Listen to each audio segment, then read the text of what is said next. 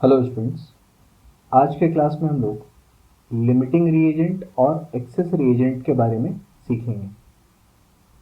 Limiting reagent and access reagent,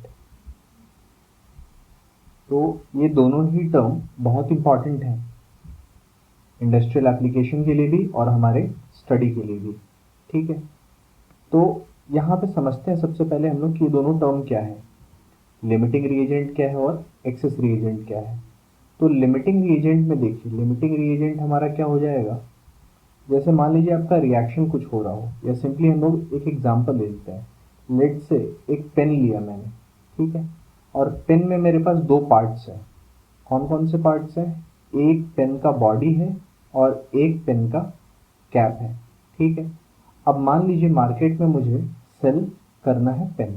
ठीक है, तो पेन सेल करना है, इसका मतलब क्या है, पेन का बॉडी भी होना चाहिए और उसका कैप भी होना चाहिए। अब ऐसा हुआ कि मेरे पास बॉडी 10 है और कैप मेरे पास 9 है, तो कितने पेन्स मैं बेच सकता हूँ मार्केट में जा करके? तो कितने पेन्स हो जाएंगे मेरे पास? बॉडी तो 10 था बट कैप सिर्फ 9 है मेरे पास, तो इसका मतलब है I have only 9 complete pens जो बेचे जा सकते हैं। 9 कंप्लीट पेन्स जो बेचे जा सकते हैं, और एक जो पेन रह गया वो हमारा इनकम्प्लीट है, मतलब एक सिर्फ हमारे पास बॉडी है लेकिन उसके लिए हमारे पास कैप नहीं है।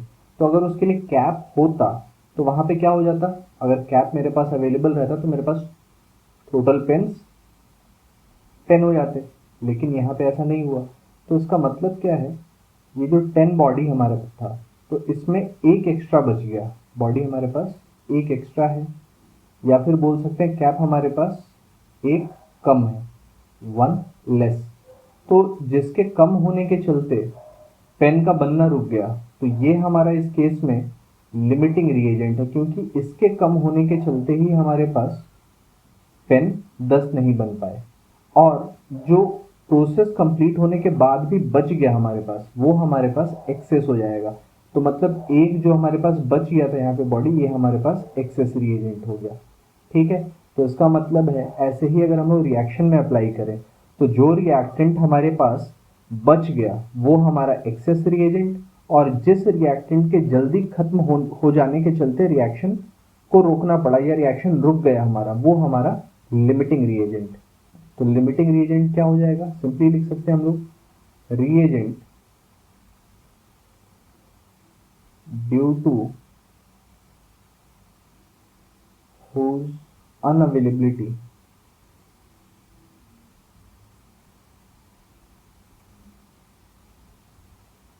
the reaction stops।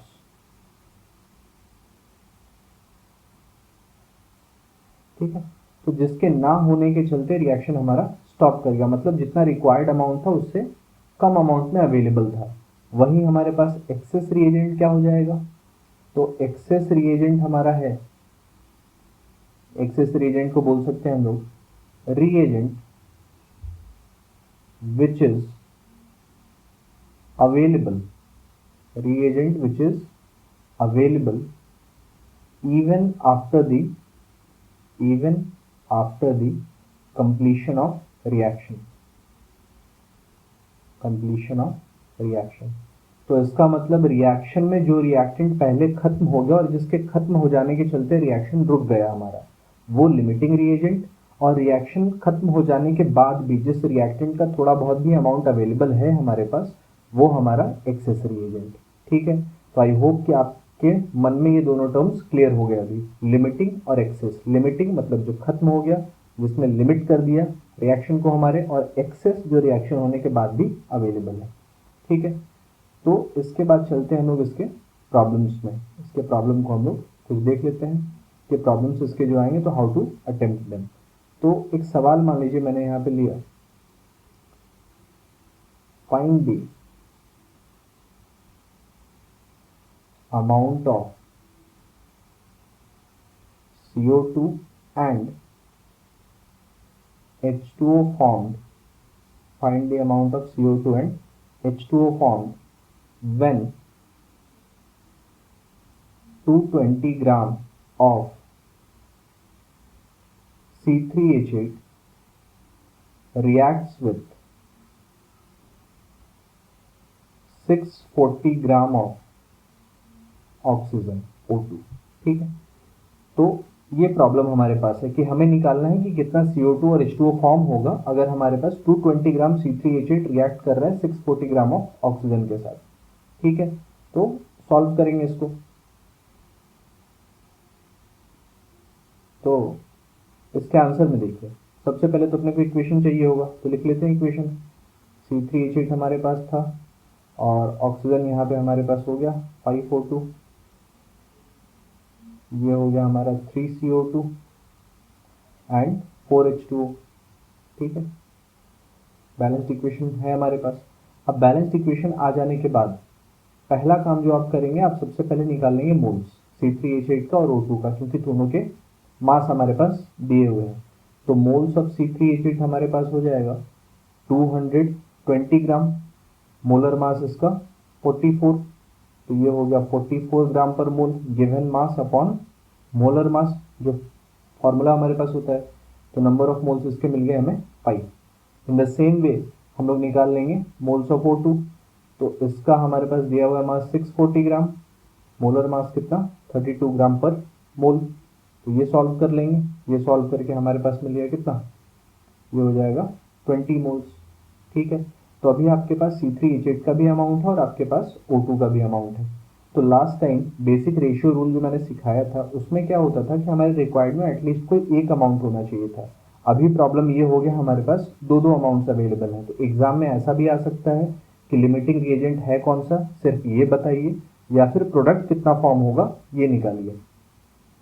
तो दोनों को ही निकालना बहुत आसान है, इजीली सॉल्व किया जा सकता है। देखिए यहाँ पे क्या करेंगे हम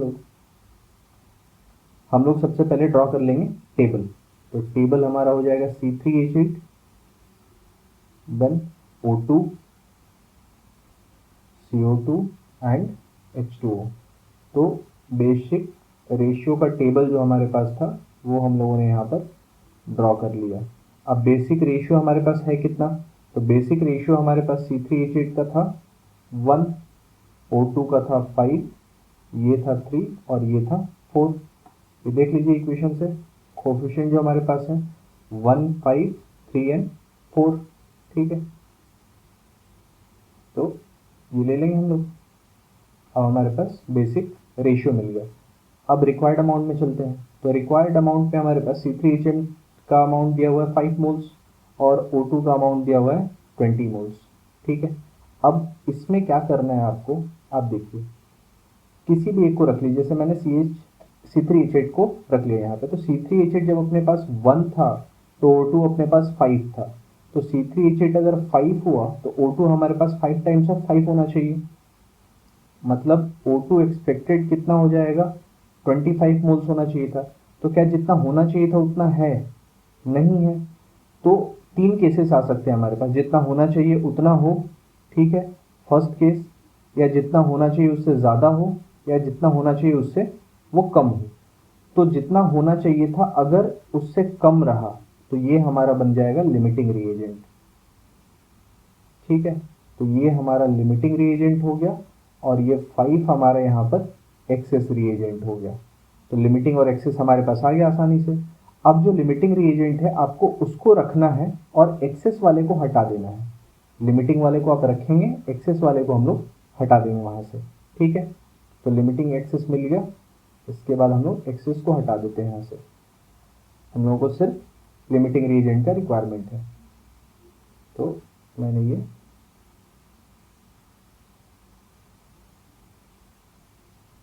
एक्सेस रिएजेंट को हटा दिया यहाँ से। अब क्या करेंगे, अब फिर से हमारे पास एक ही चीज़ अवेलेबल है, 20 है। तो अब फिर से हम लोग वही करेंगे कि जो रिक्वायर्ड है उसके ऊपर वाला जो नंबर है उसको नीचे वाले नंबर में चेंज कर देना है। इसका मतलब आपको 5 को 20 में चेंज करना है। तो 5 को 20 में चेंज करने का वे कौन सा होगा, 5 में मल्टीप्लाई कर देंगे 4 हम लोग, तो 5 4 जा 20। तो जो मल्टीप्लाई आपने 5 किया वही मल्टीप्लाई 1 में हो जाएगा 4, वही 3 में हो जाएगा 12 और वही 4 में हो जाएगा तो 16। ठीक है, इसका मतलब क्या हुआ, इसका मतलब ये हुआ कि हमारा C3H8 जो भी अवेलेबल था उसमें से सिर्फ 4 मोल इस्तेमाल होगा। CO2 हमारा 12 मोल फॉर्म होगा और H2O हमारा 16 मोल फॉर्म होगा।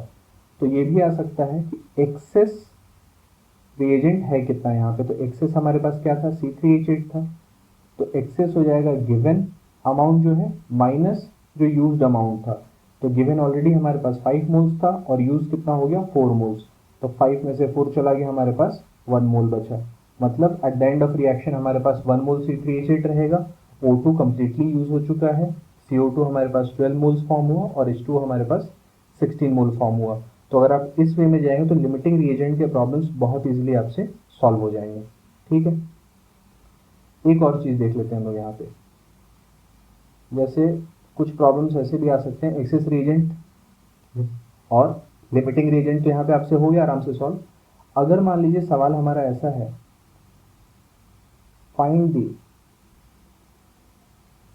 Amount of oxygen required, find the amount of oxygen required if, find the amount of oxygen required if 80 gram of CH4 undergoes complete combustion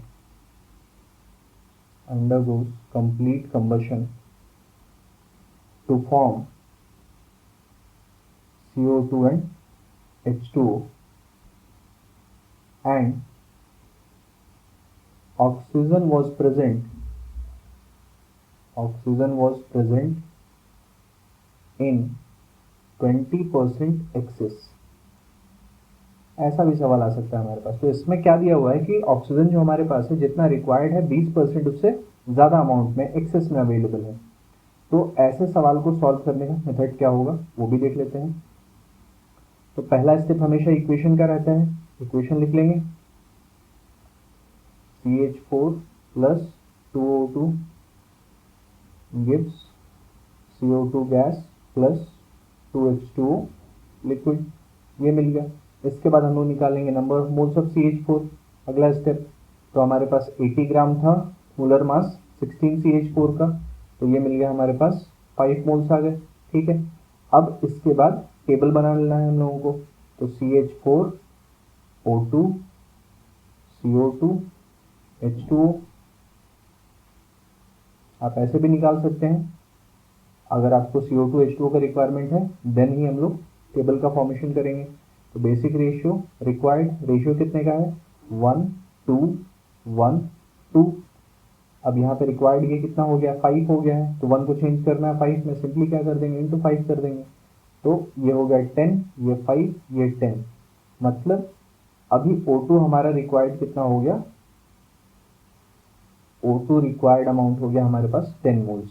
O2 required is 10 mole, but excess में कितना है हमारे पास 20% access है। तो actual required amount जो होगा, actual required amount is equal to 10 जो चाहिए था प्लस 20% ऑफ 10, क्योंकि 20% हमारे पास एक्स्ट्रा अमाउंट चाहिए यहाँ पे। तो 10 हमारा ये रह गया, ये हो गया हमारा 20/100 इंटू 10, तो ये मिल गया हमारे पास 2, दैट इज 12 मोल। तो इसका मतलब है यहाँ पे हमारा रिक्वायरमेंट जो है वो 12 मोल ऑक्सीजन का है। ठीक है, तो इस वे में बहुत बार प्रॉब्लम हमारे पास एक्सेस ऑक्सीजन के ऊपर भी आ सकता है। तो इस मेथड से आप इजीली लिमिटिंग रिएजेंट और एक्सेस रिएजेंट में जा सकते हैं, और किसका कितना अमाउंट था, कितना अमाउंट रिक्वायर्ड है या कितना अमाउंट फॉर्म होगा, वो सारी चीज़ें बहुत ही आसानी से आ जाएंगी। और एक बार आप मोल तक चले गए तो मोल के बाद मास निकालना, वॉल्यूम निकालना बहुत ही आसान होता है। ठीक है।